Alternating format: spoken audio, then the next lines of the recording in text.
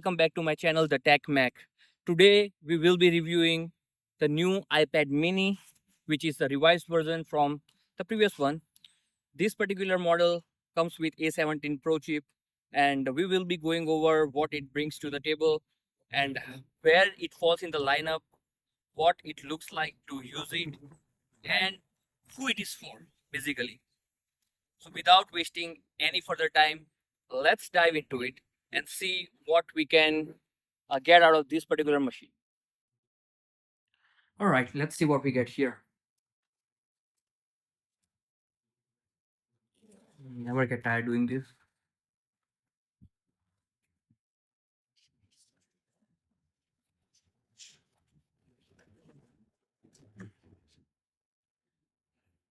Look at that. All right, let's see. We have 256 GB variant iPad mini. Oh, let's open it.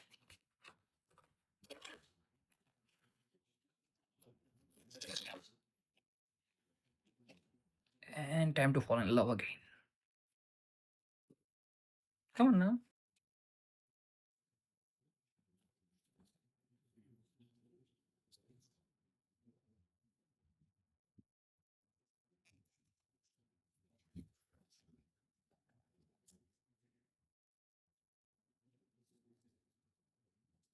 I have ordered this in blue color. Oh, okay.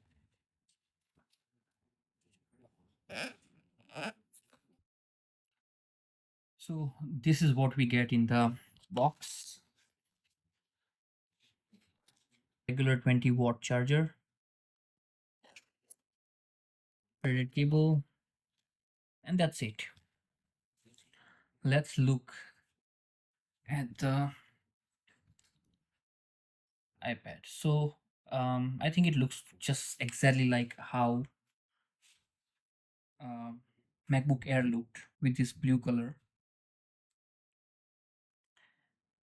I'll be honest, like coming from iPad Pro, this looks really small. However, what we'll do now is we'll go out and look it in the sunlight, see how the color looks, how the screen looks, and I'll try to use it for a few days instead of my iPad Pro M4, and then we'll conclude what should we do with this one. Let's get to it.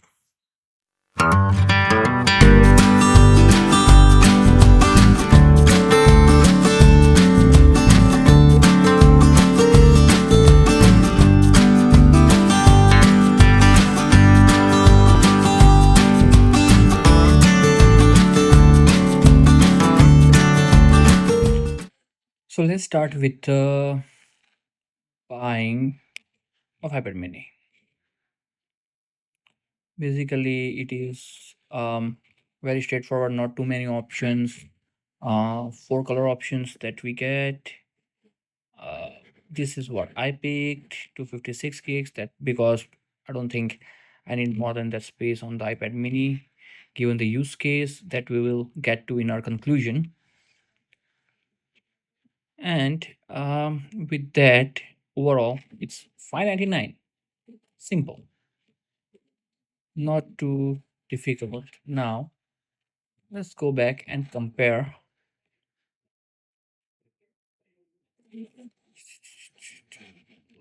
Where is compare?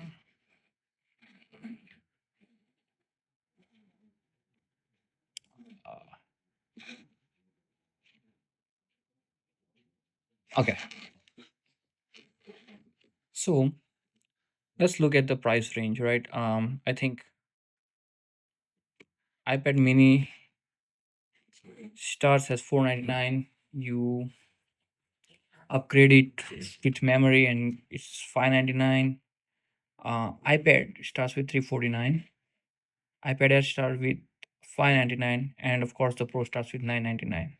However, with this entire lineup, right, other than iPad, every other model gets Apple Intelligence, Cameras are pretty much same other than the iPad Pro because it comes with ProRes. With iPad Mini, you get 12 megapixel center stage front camera, but it is not landscape. It works with Apple Pencil Pro as well, so I don't think there is anything else that we need to know. I know like the screen is the weakest point of this particular model because it's 60 hertz refresh rate.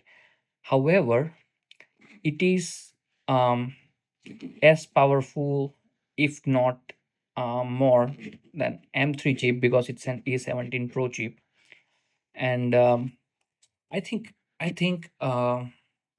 this particular device is focused on a very specific group of users. So let's dive into our conclusion without any further delay, and I'll discuss more on what is the best option and who this smaller iPad is for. All right, so let's jump to the conclusion who this one is for. So, what I have noticed is one, the weakest point of this particular iPad is its um, screen with 60 hertz refresh rate, and given the price point it comes at, that is 499 starting price. I have this one at 599. So for almost a $600 iPad, this machine, I don't think it does it. Apple did justice with this screen basically. However, who this is for basically? iPad Pro is for everyone um, who works a lot on iPad and they are looking for a replacement for a laptop that they can not always carry with a keypad, but when needed, they can use it as a laptop.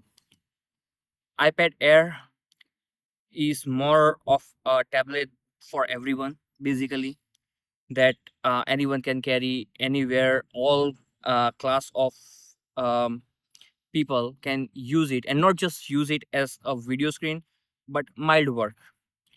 Because the strong point of iPad Pro was its screen. So, video editors, artists, creators, they'll love it. iPad Air for everyone else. iPad. iPad is, I think, like a budget version who is again for the same population who who can pick iPad Air. However, um, this particular iPad is for anyone who likes to carry it around a lot, a lot. So basically, if I'm someone who travels a lot, who stays on floor a lot, who takes a lot and lot of notes, I think I can fit this one in my pocket. Um, I can move around all day long without any type of fatigue to my hand. So battery life is pretty good and it's very powerful. So anyone I think in supply chain, that's I think population it fits the best is supply chain who have to walk a lot on ports in warehouses.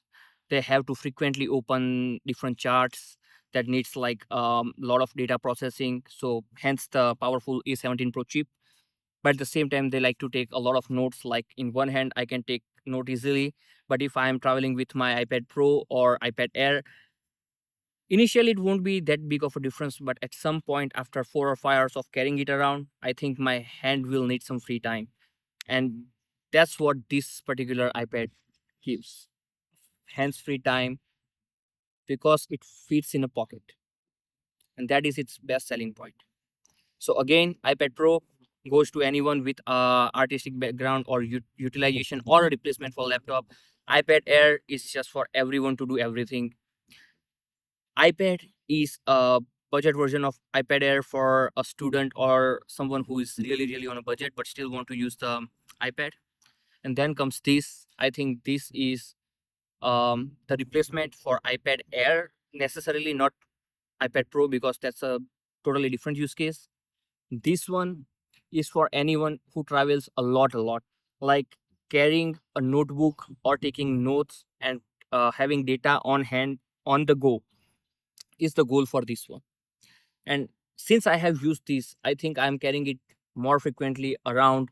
It's pretty easy to take notes compared to like my iPad Pro, which is 13-inch and it's too big on my hand. So yeah, that's what this particular iPad is for. But overall, I think if you are traveling a lot and you don't need keypad, but you need data on the go, you need to take lots of notes. This one is for you. And yeah, that's what I think. From the price point, I think it is a little bit overpriced given the screen. However, if you are using it strictly for your professional purposes, it won't bother you a lot. Screen is bright, but not too bright to work in the sun right now. But it looks great in your hand, and I think that is what my conclusion is. So, if you are traveling a lot, you are in a field where your work demands you to have data on the go and notes on the go. This is the one for you.